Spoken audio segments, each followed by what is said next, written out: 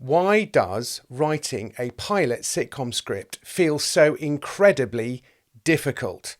Well, it's not just because writing is hard. It is. It's not just because comedy is difficult. It is. It's because the pilot sitcom script has to do something really specific that lots of people don't talk about. It has to do a really specific thing. And I read lots of scripts where the opening episode doesn't do the thing that it needs to do. So I'm going to tell you about that in this video. Welcome to the Situation Room. My name is James Carey. I've been a writer for the BBC for 20 odd years, writing half-hour sitcom scripts. That's my passion. And I really want to help you write better sitcom scripts because I really love comedy and I really like laughing out loud, the type that other people can hear.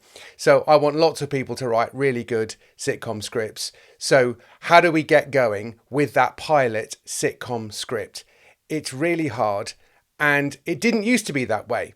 Now, back in the old days, you would find your feet on an existing show. So you might write a spec script of an existing show like Cheers or Frasier back in the day. And this is mainly the American way of doing these things.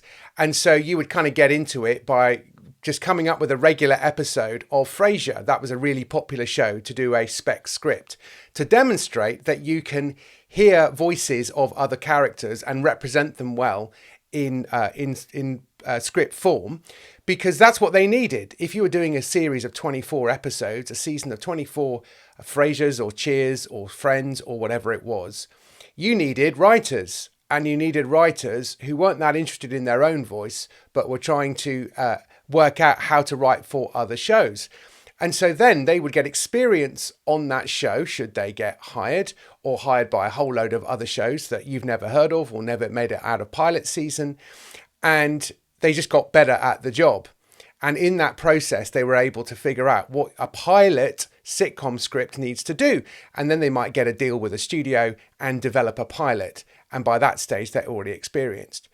If you're watching this video, you might well not be very experienced at all. And you're trying to break in and you've realized that you need to write a pilot sitcom script. Yeah, you do. A spec script of an existing show is now not a thing for whatever reason. So writing a spec script is actually quite straightforward because you know the characters, you know the tone, you know the structure, you know what an episode of Frasier or Friends or Seinfeld is meant to look like and feel like and sound like. It has a rhythm to it that is quite easy to copy. But in a pilot script, you're on your own. You've got to figure all of that out on the fly. And that is what your pilot sitcom script needs to do. Because the fact is, you're not just writing a pilot sitcom script, you're creating a pattern or a template for all future episodes. So a pilot sitcom script is not an origin story. It's not a setup episode which explains how your characters came to be in the situation in which we find them. No. A sitcom starts in the middle. My best performing YouTube video is on that exact subject. Start in the middle. We don't want lots of setup, because what your pilot script is trying to do is demonstrate what all of the rest of the episodes will look like. You're not developing a thing. You're developing a machine that produces things.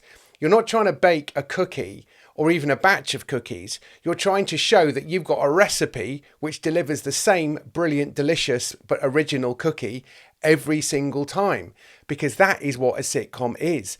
Every episode is basically the same, and that's why we like them. That's why you go to your favourite restaurant and order your favourite meal, because you know what you're getting. And it's easy to forget that when you're writing your pilot sitcom script. Every episode of Brooklyn Nine-Nine is the same, and you want it to be. You want to be Jake being the goofy, wannabe John McClane character. You want Amy to be the perfectionist top of the class. You want Rosa to be emotionally closed off. You want Boyle to be weirdly intense. You love that moment when Captain Holt says, "Wunch." Oh man, it's so good, isn't it? Because you're waiting for it. You're expecting it. It's your favourite thing. That is what your pilot sitcom script needs to be. It needs to be setting up that world, that precinct, those characters, and you need to demonstrate how your show is going to operate every single week. So let's say you've got a show. I've just pulled a show out of the air called The Have Yachts. And it's not an original title to me. There is a brilliant book by Ivan Osnos called The Have and the Have Yachts. And it's about the ultra rich, not even the super rich. The ultra rich, the people that have really big yachts. Let's say you've got a sitcom that is set on a yacht. And you've got a really rich billionaire guy. And the temptation in the first episode is to tell the audience how this person became a billionaire. We don't care if the show is going to be set on the yacht. So you need to be really clear in your mind who this show is about. Is it about the billionaire? Is it about his trophy wife? Is it about his relationship with his kids? Or is it about the crew and the relationship between the crew and the billionaires? Is this always on the yacht? Are they sailing around the world? Or is this partially on a yacht, but also in other different places? What exactly is the show? Your pilot sitcom script needs to answer these questions. Is it basically White Lotus with really awful rich people who come and go on the yacht, but without the murder? Or is it more like Arrested Development, except entirely on a yacht? Again, your pilot script needs to say it is this and not that. It is this and not that. So whatever's in your pilot sitcom script needs to be representative of all future episodes. I did say it was hard, didn't I? It really, really is. So your pilot sitcom script can go wrong because you've basically failed to set up your show. And in the next video, I'll talk about specifically how we might get that wrong and how we can fix it and get that right. But it shows you that it's quite easy to do a sitcom script, a pilot script that has got great characters, it's got great jokes, it's got great scenes, but it's not a good pilot sitcom script because the person reading it is thinking, I don't know what this show is. And ultimately, someone's going to have to read that script and decide to spend between 2 and 8 million quid or dollars on that show. You need to give them a really clear blueprint for what your show actually is. And if it's going to be a situation comedy, you need to be clear on what the situation is, on what the key relationships are. And therefore you need a story or a plot or a series of plots that are completely emblematic of that. So if the show is about the billionaire and his trophy wife, for example, who maybe isn't a trophy wife, but is a childhood sweetheart who just happens to be drop dead gorgeous and everybody assumes that she's stupid and after his money.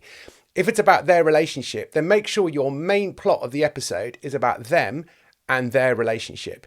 If it's about them as a family and how their lives have gotten weird since they've had money, then make sure your main plot is about that.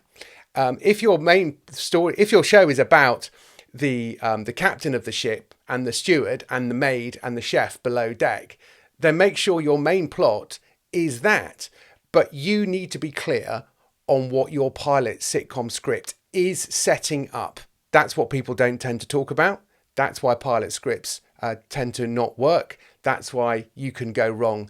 And that's why we're going to look at more examples of that in some future videos. So do subscribe. And if you want more sneak access to stuff I've already written exactly on this subject and the content of those future videos, go to the Situation Room, which is a blog. There's a link below. Go and check that out. Join the mailing list, and then you'll get all of these nuggets ahead of time. Hope to see you there.